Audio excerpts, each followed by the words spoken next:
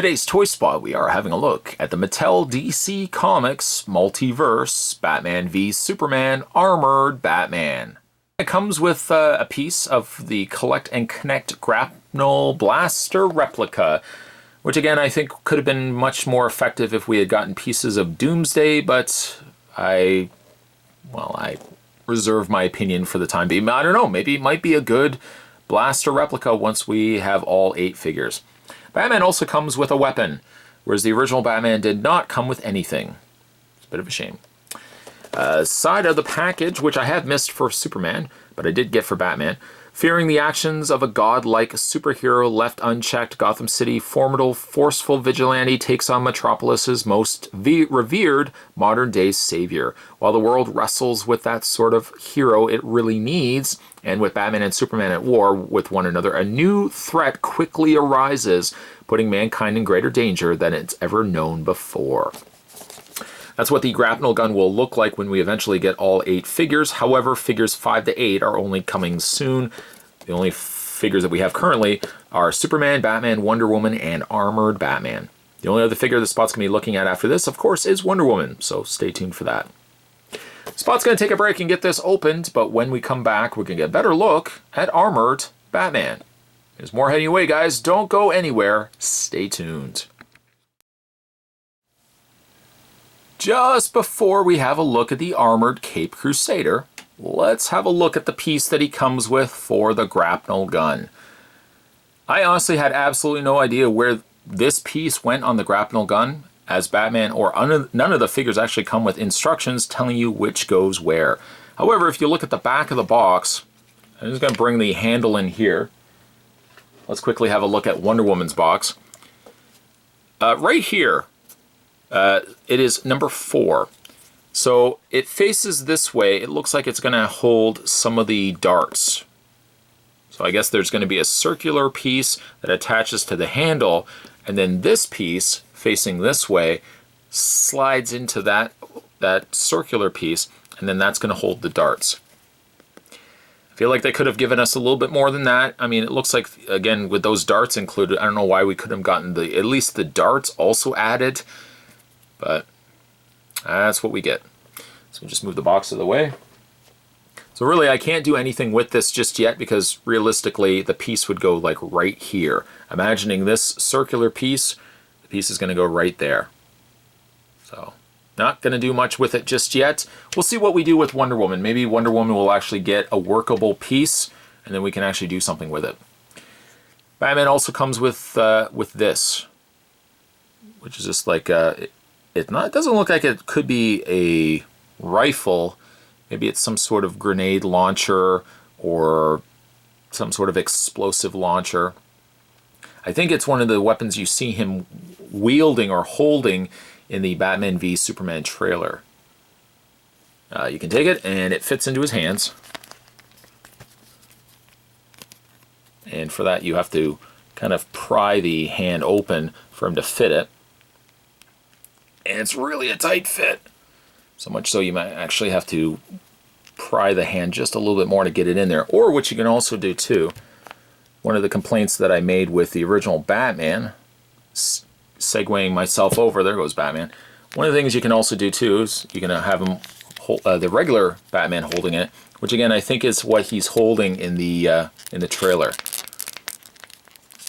And again, you just want to fit it in there. It's a really large handle. Look how big that handle is versus the size of the hand.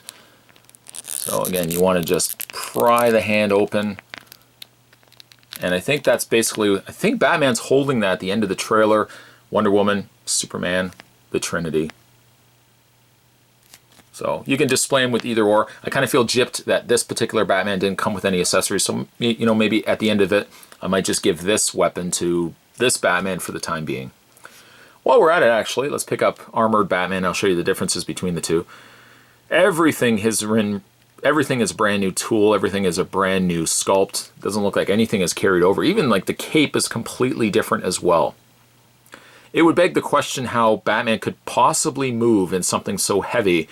But again, you could probably use that same debate for Iron Man as well. How could Iron Man move in something so armored up?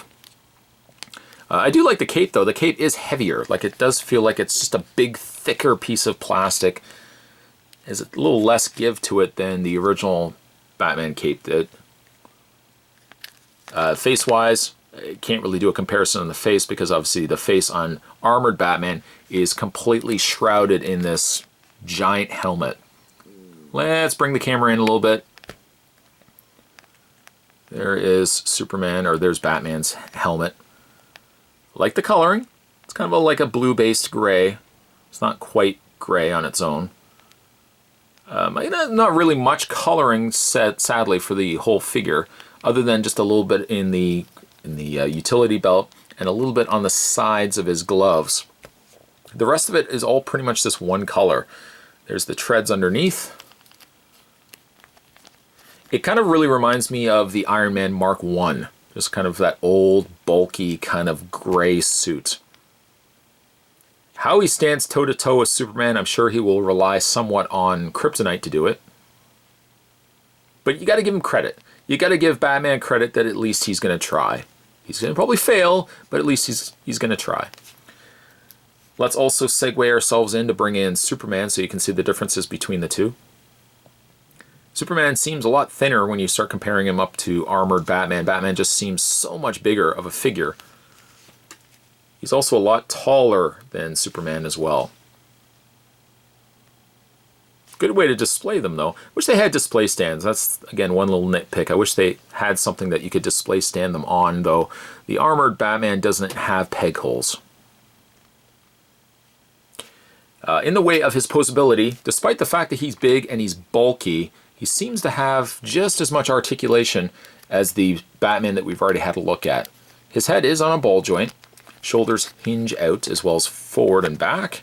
He has a swivel point. Funny enough, he actually doesn't have just the singular swivel point in the bicep like all the other figures had. His bicep swivels, but then he's got a secondary swivel at the glove just by the way it's been pegged into place. He has the hinge in the elbow. He has a swivel still in his wrists. And then when you get to his torso does have the crunch, but you can't bring it forward too much. You can tip it back a little bit, but forward, that's about as much as it's going to go. Legs still have that thigh cut hinge, so they hinge out, forward and back. He has a swivel point in the mid thigh as opposed to lower thigh like the other figures. A single hinge knee, and finally a hinge in the foot. And I might add the hinge on the foot is really stiff as well on these.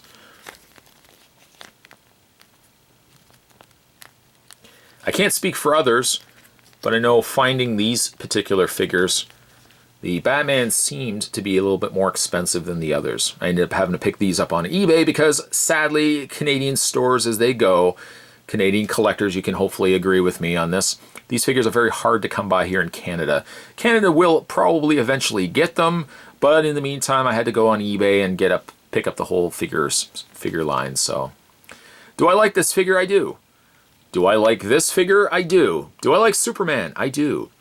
They're not perfect, but I mean, when you've been collecting the DC Universe figures as long as I have, you know, these figures come with, well, they come with a grain of salt. The figures are good.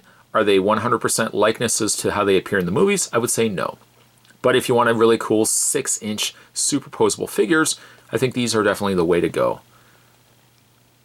When Spot eventually does look at the deluxe figures, I have already looked at Superman. I haven't gotten the other figures yet. I had to order those as well.